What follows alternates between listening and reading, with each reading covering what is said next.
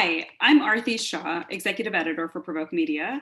Today, we're kicking off the next iteration of our widely popular Intersection series, which will focus on unraveling the diversity hype cycle. On today's episode, we're going to explore the intersection of diversity and return to office plans.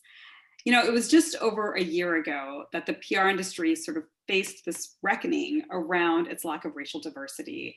And, you know, even before that, the lack of women in leadership positions. You know, the industry has made all sorts of goals, metrics, targets, deadlines around these issues. But now here we are in the fall of 2021, and it seems like a lot of agencies are now focusing on sort of getting their employees back into the office. In fact, based on a lot of conversations I'm happening, there's almost this like sort of singular focus on making this happen. But what isn't happening is it seems like a lot of leaders are not making the connection between these back to office plans and their diversity, equity, and inclusion efforts. So on today's episode, I hope we can make this link because the data shows there is a clear relationship between these two things.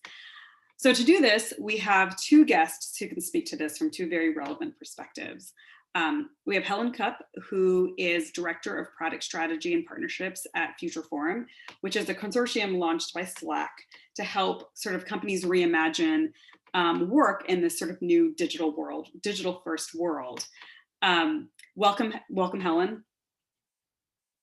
Good to be here. Very excited for this conversation. Yeah. And we actually, so the Future Forum actually did quite a bit of research that came out in June around this topic, which we're going to anchor this conversation in, and I will include links to that in the show notes as well.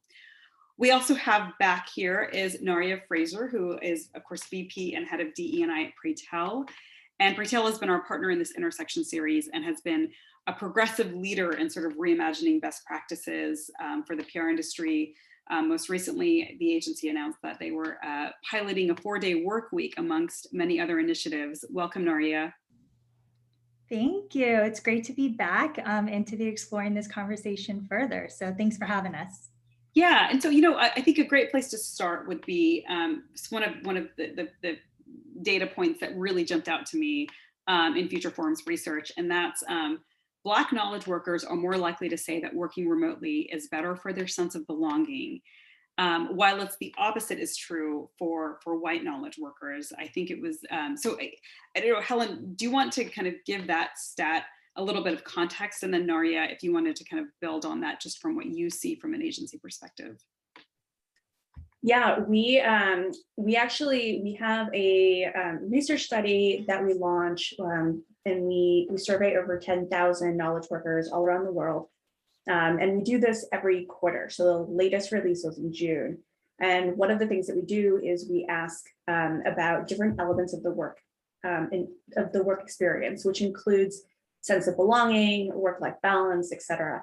And one of the most remarkable things that we continue to find each quarter is exactly that sense of belonging is higher, in particular for Black employees, and generally for employees of color compared to white employees when working remotely compared to working in the office. And for some of us who sort of live and breathe this experience, it's not hard to see why. I remember having a conversation that our team had with Brian Lowry, who's a Stanford professor, about this in particular. And he was talking about how a big part of the experience of race and work is sense of belonging, is comfort, right? Whatever you call it. And if you're in a work environment where you're the minority, then it could feel like a less comfortable place to be. Whereas if you're at home and you experience a more friendly environment that can make the experience of work better when you have to do less code switching, right, or less, you deal with less microaggressions, or even just moments of awkwardness when you're not suited for. I remember having a conversation with my team where we were talking about the lunch experience, right? For introverts, for people who just sort of you walk into the lunchroom and you're like, well, what do I do? Do I go to this group? Is there, are they going to finish lunch?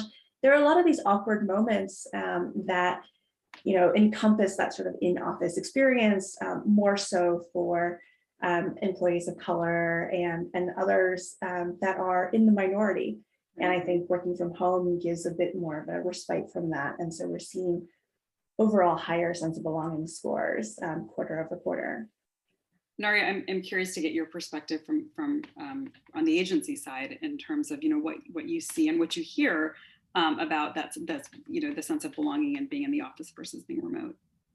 Absolutely. Well, I mean, first on a personal level, this of course is not a surprise. I think if you are ever, one of few or one of only, and you are part of an underrepresented community, when you are a part of a workforce that is, majority white, you are going to feel a little bit like an outsider, or like you maybe have to adapt, or you have to consistently think of ways to make sure that you are not kind of like outing yourself as other, right? So there's this constant need for you to kind of check in and make sure that, okay, is this appropriate for this community of people that I am now surrounded by? So I think that just from a personal experience, that is not a surprise at all. And from more of a professional experience, specifically in our workforce, it is very important to when you do like employee satisfaction surveys, and when you pull that data, for you to splice it by race to understand where some of those trends are, and you can better understand them. And they appear within our agency, and I'm sure they appear within other agencies. And especially in this past year, those stories have been uncovered, and they are being shared broadly, of just the experience of being from an underrepresented community, and having to navigate and work and try to excel and succeed within a workforce that was not really designed for you. And I think that is very common, and something that I love, when I was reading some of the forum future data, was about the importance of managers, the importance of others to understand the experience of underrepresented communities, so that I'm assuming, from what I would say is that there's a lot of empathy that goes into understanding what other people are going through when they're doing their day-to-day work, and all of the different things that they're navigating, so that when they start to make decisions, that is taken into account. So I did love to see that connection and that push to understand, because I think that if we don't start from that place of understanding, it's going to be very hard to start to actually show traction in redesigning how we're thinking about the workforce for diverse communities. Yeah, managers are really, what we're finding, are the linchpin to making especially more hybrid distributed work successful. And it's exactly as you said. I think even in the data, when we dug further and we looked at the Black employee experience, we saw, despite sense of belonging increasing, there's still a lot of work to be done to reskill managers and help them think about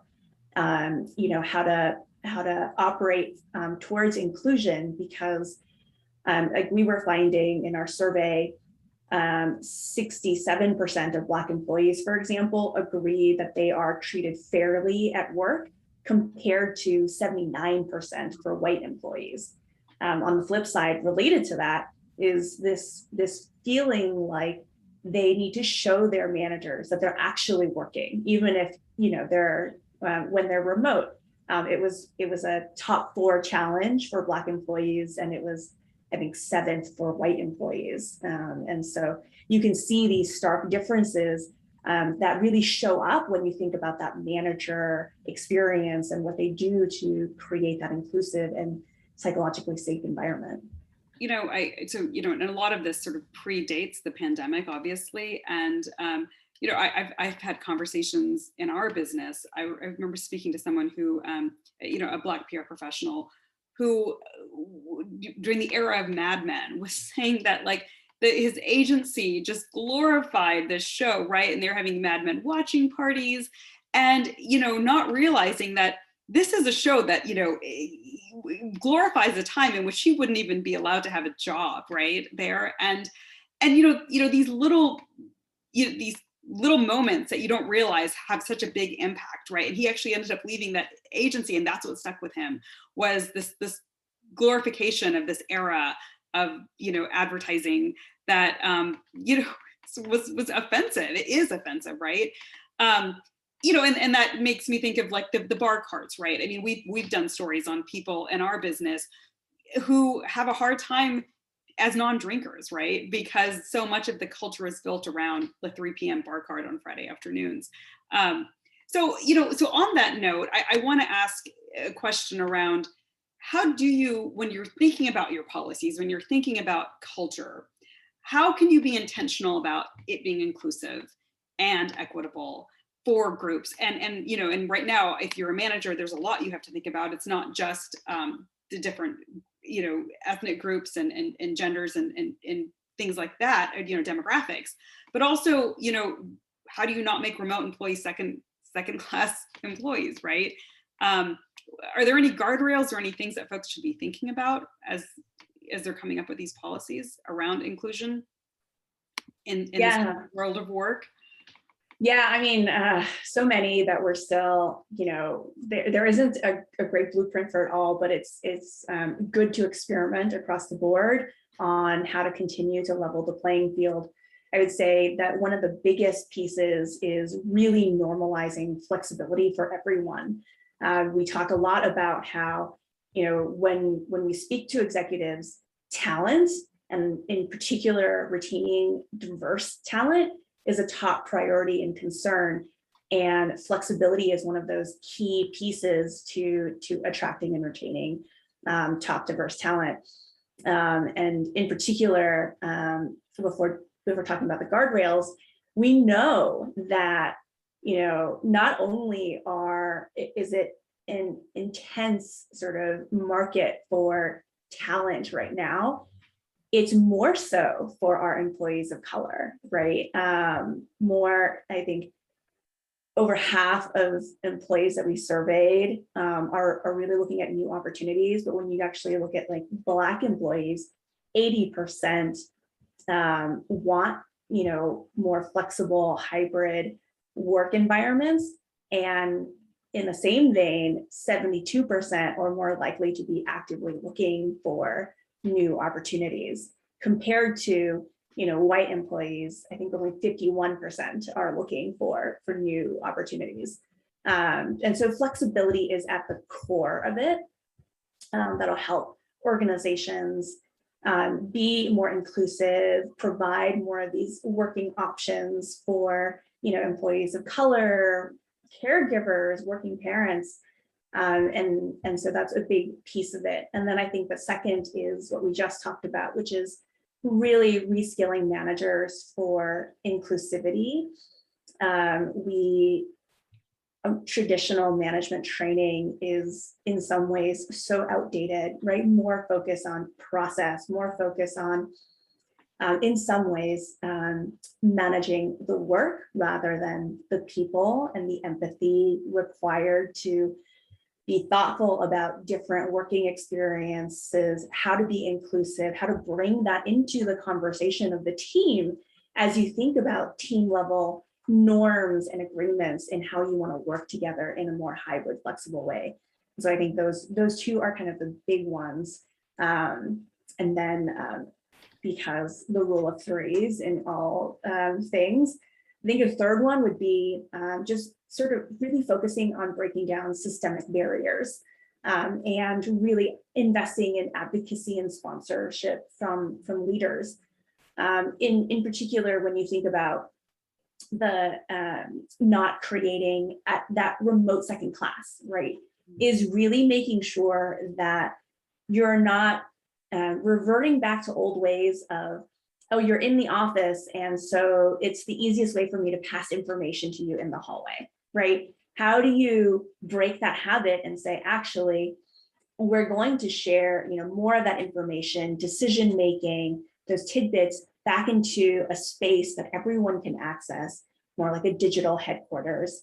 How can we help people, especially, our, historically discriminated employees, find the right sponsors and leaders if it's not the, hallway chat or elevator chat or, bumping into someone in the lunchroom. How can we be much more intentional about, setting up those networks for different groups and ensuring that they not only have equal access to information, but equal access to opportunities and leadership.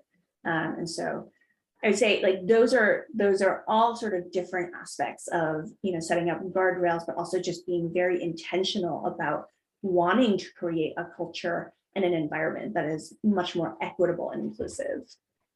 I want to reiterate that the stat that you gave, because for an industry that is, that has set goals around recruiting and retaining and advancing Black employees. So Black employees are even more likely to be looking for new opportunities in the coming year. 72% of Black employees versus 51% of white employees. And Helen, as you said, flexibility is central to that.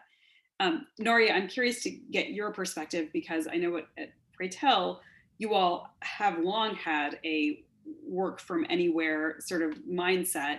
Do you have any tips on how you're able to enforce that in an equitable way, and so that people aren't front and center just for being in the office in Brooklyn? Because I know you yourself, right? You're in Atlanta, whereas HQ is Brooklyn. I know there's an office in San Francisco as well.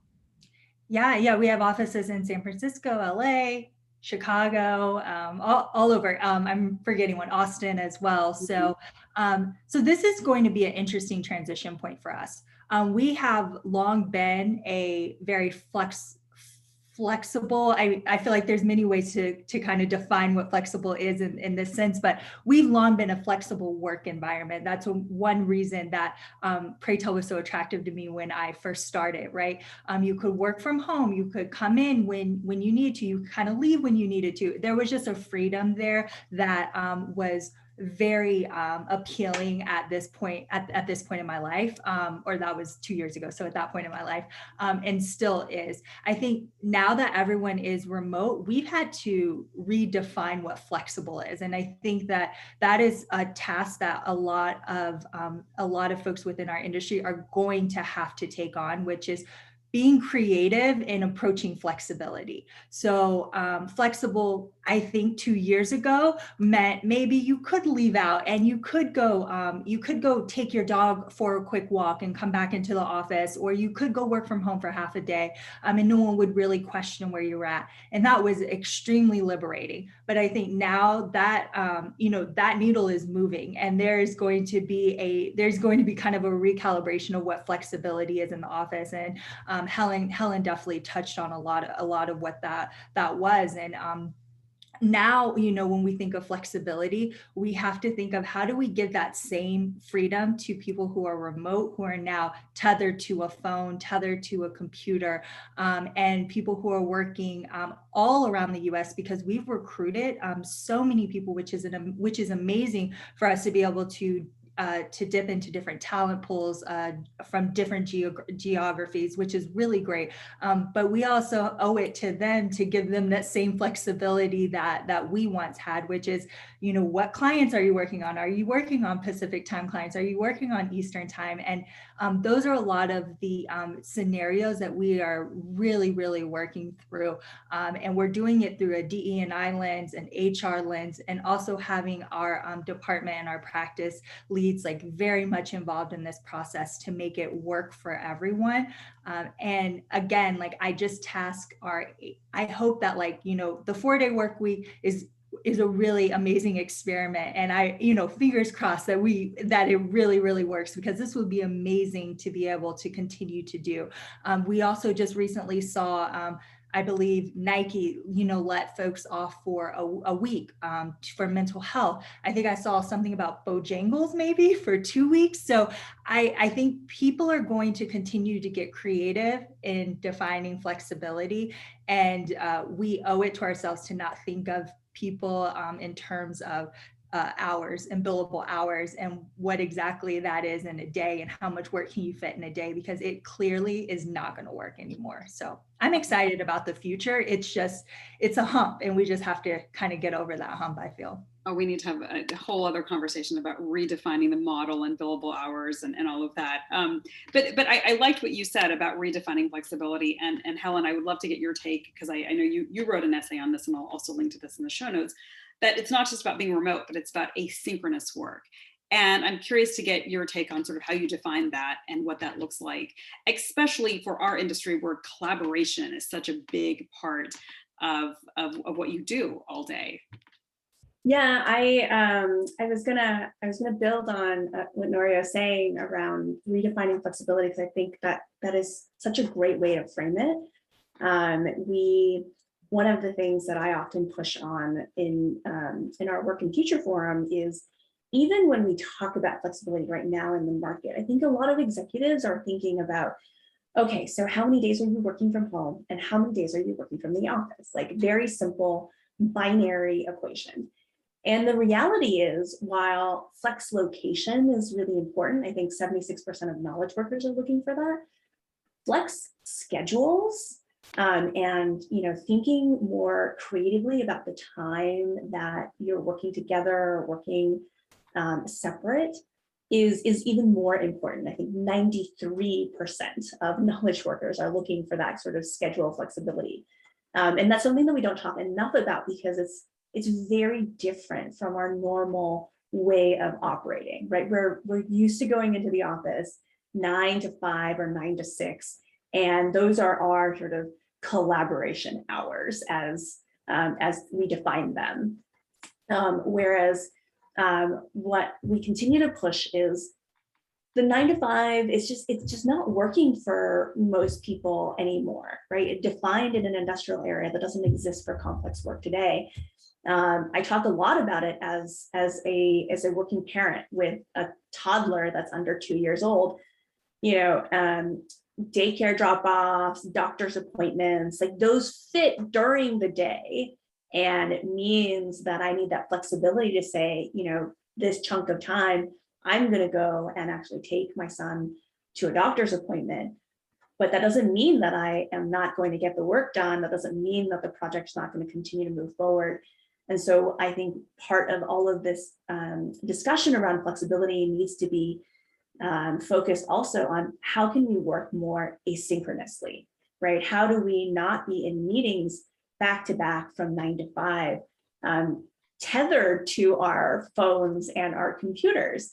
And I urge us to sort of push the boundaries on what we mean by how we can achieve collaboration, right? Do you need to be in a meeting to collaborate?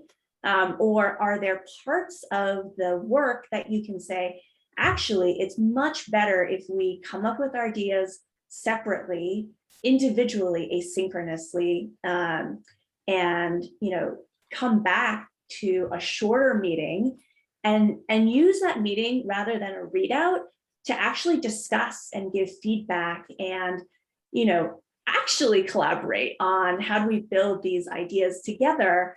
That, I think, you start to then break apart these long, sort of chunky, what we would normally default to as like collaboration meeting, into asynchronous work and maybe much higher throughput, higher quality live team time. And that gives an individual so much more flexibility to organize their day, right? Instead of saying, oh, I need to be right here in the same room in front of my computer from 9 a.m. to 5 p.m. I now know that I have a smaller chunk of time where we are absolutely going to meet as a team and discuss and iterate on things. But the other stuff I can do, I'm a morning person, and so I can do that early in the morning if that makes sense for me, or I can do that, after I drop my son off to school, whatever sort of fits my schedule. And I think that is a really important piece of flexible work, and how we start to be creative about schedules and hours that we're not having enough of a conversation about. Right. Right. So, a question I have for you on that is this collaboration piece, right? I mean, and I love what you outlined around, a lot of the pre-work should and can be done asynchronously, right? And then when you actually have your collaboration session, everyone's already done a lot of their own brainstorming, a lot of their own sort of idea generation, and you can kind of present it together. When I talk to agency leaders, collaboration is the piece that many of them say is why remote work doesn't work for our business. It's collaboration, culture. It's like the three C's: collaboration, building a culture, and create in the big creative ideas. There is many who are anchored in this idea that you need to be physically in an office for those three things to happen. What would be, and I'm going to open this up to either of you, what would be your response to that? Oh, no, I should have picked you, because no, it's quiet. Helen, you look like you're about to say something, so I'm going to go to you.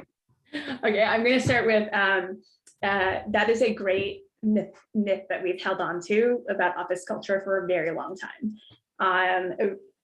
One of our sort of smaller studies that we did was around creativity and innovation, to ask specifically that, right? I think we were hearing a lot of like, okay, you can be more productive when you're working from home, but you can't be creative. You can't innovate. And actually we found that in that study in particular, it didn't matter where you were working. People didn't feel any differently about their ability to be creative, whether they were co-located or distributed, working from home, et cetera. The number one thing that mattered to them that impacted creativity was more around whether they felt safe taking risk with their teams. So more about psychological safety than anything. And we know actually from decades of historical research that something like brainstorming, right? When we feel like, oh, the best way to do this is to get everyone into a room together and brainstorm live, that's actually much more of a waste of time, because you get more groupthink. You don't get all the voices in the room. I can tell you as an introvert that is not my ideal scenario for contributing to ideas.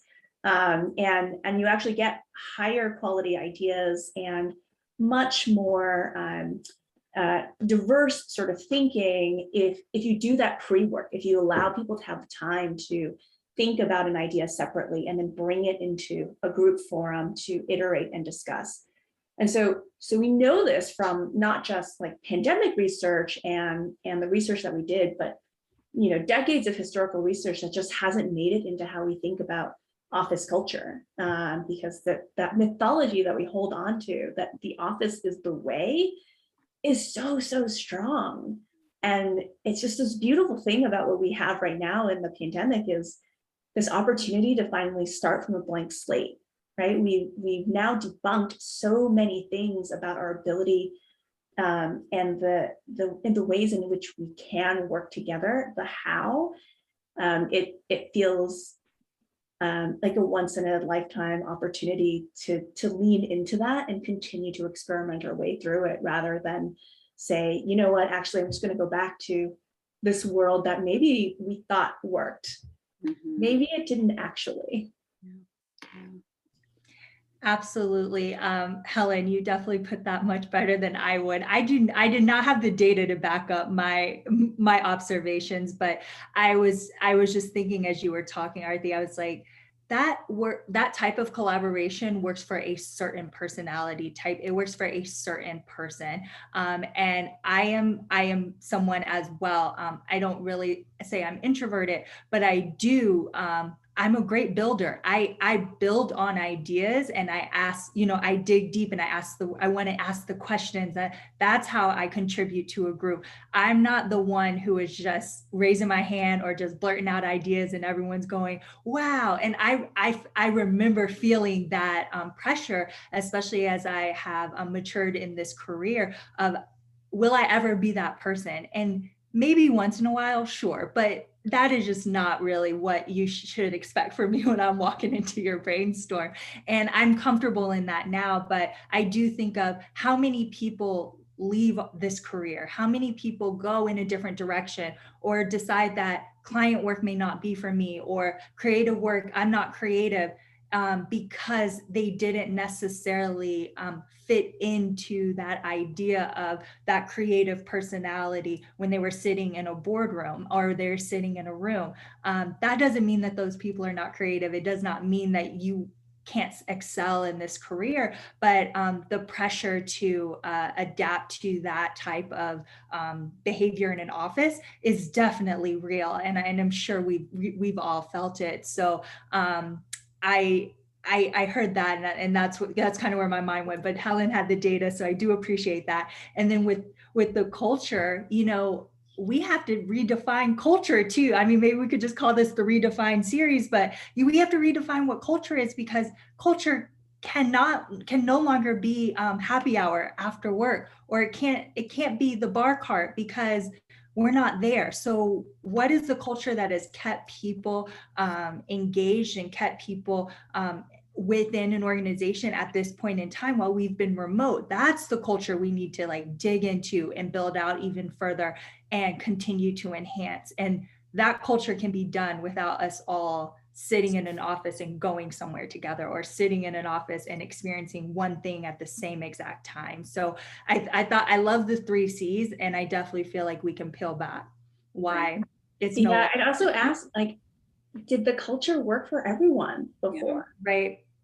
I think we lean on this, like, oh, there's this culture that I want to keep intact, but did it work for everyone, really? And there are, I'm sure, aspects that make sense to keep.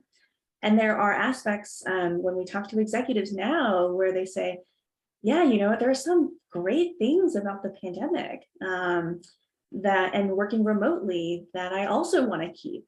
Things like feeling like the playing field is more level, right? Feeling like my colleagues who were in the satellite office weren't the only, you know, face on the screen, that they actually had a voice in the room. That was impactful, not just for the employees themselves, but managers, executives that we've spoken to recognize that. They're like, oh, actually, I'm hearing more from them. Right. And so there are, I think we have an opportunity to say, what aspects do we want to integrate into our culture, and how do we do that in a more intentional and deliberate way when we think about creating, you know, something that's more inclusive now that we understand it better too.